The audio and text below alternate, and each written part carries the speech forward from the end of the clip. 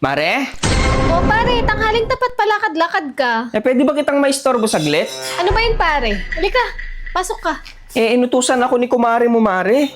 May fill upan kasi nag-apply siya ng loan. Ngayon, panay English yung fill upan. Alam mo naman kami, hindi kami nakapagtapos ng elementarya, kaya nilapitan kita, Mare. Sige pare, kuha ka ng upuan. Tignan ko nga pare, kunin mo yung upuan. Ay, madali lang to pare. Sige, kunin mo yan. Ikaw lang magsulat at pangit yung penmanship ko. Sige, Mare. O sige, tanungin mo na ako pare. Mare, region. Region, yan yung tinatanong kung Catholic ba kayo, o born again, o iglesia. Catholic, Mare. O, isulat mo dyan. Dali lang yan pare. Ganito yung spelling niya, Mare. Oo, tama yan pare. Extension, Mare. Extension, tinatanong yung mga extension nyo sa bahay kung ilan ba. Ay, 7, Mare. O, isulat mo 7. Street, Mare. Street, tinatanong kung street ba yung buhok ni Mare o kulot. Ay, kulot, Mare. Ay, lagay mo kulot. Dependence, Mare. Dependence. Ay, hindi. Skip mo na yan, pare, kasi depende sa'yo kung sasagutan mo, kaya dependence. Ay. Tin number, Mare. Tin number, isulat mo 11. 11? Oo, kasi ang susunod sa tin, 11.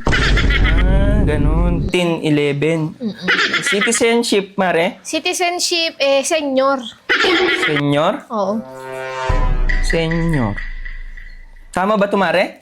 Oo, tama, pare. Labor, Mare. Ay, tinatanong kung nung nanganak si Mare kung normal ba o CS nung nag-labor. Ay, normal, Mare. Oo, sulat mo normal. Ma-approve na kayo dyan, pare. Hahatian nyo ba ako dyan, pare? Mare, huwag ka mag-alala. Basta ma-fill upan lang to ng maayos.